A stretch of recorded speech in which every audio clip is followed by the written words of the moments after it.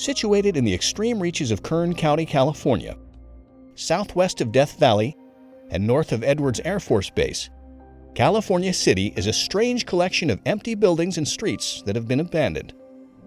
There were high hopes for the future of California City when it first came into being in the 1950s.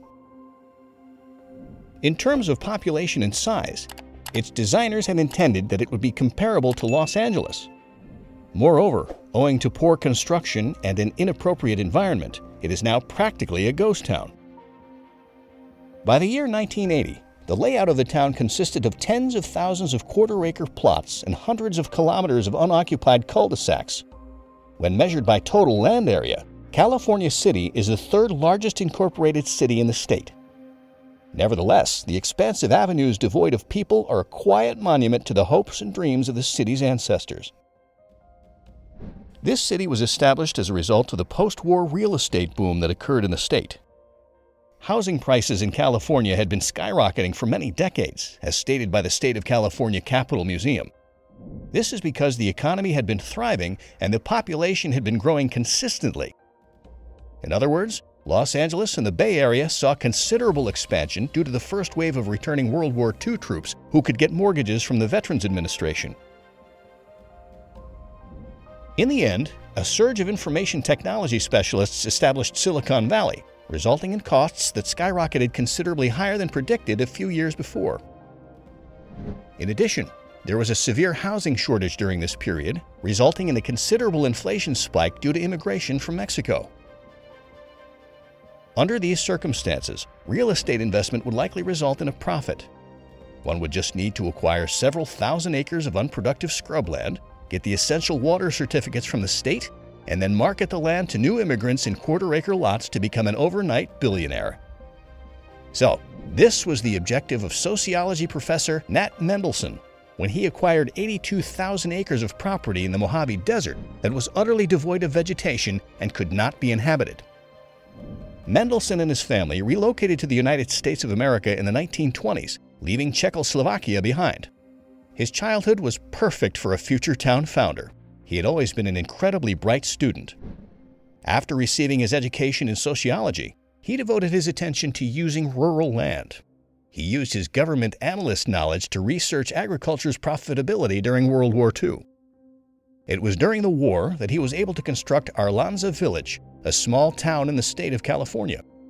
He was also responsible for the creation of various ideas about the economic sustainability of rural regions. Therefore, Mendelson made this attempt successful by transforming an abandoned Army industrial park into a facility that would provide job opportunities. The inflow of new residents that resulted from such was the driving force behind the continuously expanding population of his town.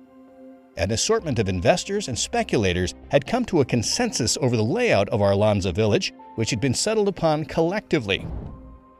However, Mendelson could not exercise complete control in overpopulated areas, such as the vast stretches of land that the Mojave Desert afforded.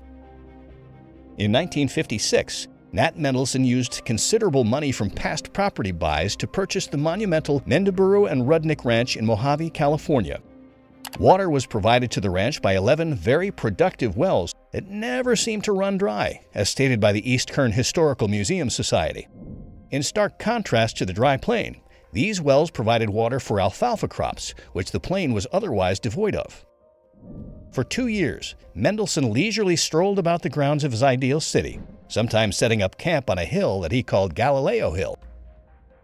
1958 was the year when Mendelson's ideal city was mapped out, with many large suburban neighborhoods surrounding the city center like layers of an onion. The plan would be centered around several parks and an artificial lake that would serve as the focal points of the layout. As soon as the brochures for that year were sent to prospective buyers, the workers had already started cutting roads and clearing away vegetation.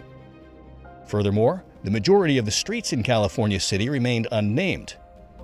Following the signage installation and the employment of real estate agents, Mendelson assumed that all he required was to wait for the money and residents to pour in. But it was not going to happen. Mendelson's earlier projects had been in areas that were reasonably easy to reach, such as Riverside. On the other hand, California City was located in the middle of the desert and was far away from any region that anybody would want to live in. Although it was a military installation, Edwards Air Force Base could offer accommodations for its personnel and their families. Even worse, Mendelson's enthusiasm was hurting the project he was working on. A sizable portion of the ground was exposed when each lot was cleared for construction. As the winds from Santa Ana gathered, this dust gradually transformed into a sandstorm and blasted through the town. Many people considering moving to the new location chose not to settle in an area that seemed like a dust bowl because they wanted to stay within civilization. Even though certain parts of the town saw a rise in population, Mendelson was not very hopeful about the situation. Thus, as time went on, his dreams began to fade away. Before the shortcomings of California City were brought to light, the city boasted about several accomplishments. The first post office in the town opened its doors in 1960, and not long after that, it was given a zip code. Mendelson made frequent trips to Galileo Hill to erect his telescope and observe the night sky throughout 1965, the year the company was incorporated. The town was able to create its own police and fire services almost immediately after becoming an incorporated city, even though it had a population of fewer than 1,000 people.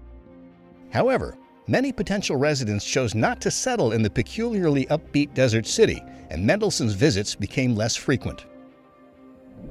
In 1969, when the population of California City topped 1,300 for the first time, changes appeared. Mendelson, fed up with spending expenditures on a barren territory bigger than many federal parks, decided to sell his majority share in the town to a group in that specific year. Over the final 15 years of his life, Mendelson seldom mentioned the one severe failure he had experienced. However, the founder's failure did not result in the city's disappearance. The census taken in 1970 found that 1,309 people were living in California City. By 1980, that number had increased to 2,743, a four-fold increase. In the following 10 years, the town had a further increase in size, and by 1990, its population had reached 5,955 people. Mendelson's vision seems to have been a bit ahead of its time, since it was anticipated that California City would grow by a factor of 4 every 10 years and ultimately compete with Los Angeles on an even playing field. The Miracle Well started to run out of water, and the cost of purchasing state water coupons climbed. Thus, California City's population has only increased by 40%, reaching 8,385 by 2000. Simply put, it equaled 14,120 in 2010. In addition, by 2023, the population had not yet surpassed 20,000. Leave a comment below on whether you believe that California City has the potential to make a return in the not-too-distant future. And that concludes the video. Thank you for watching, and we hope to see you in the next video.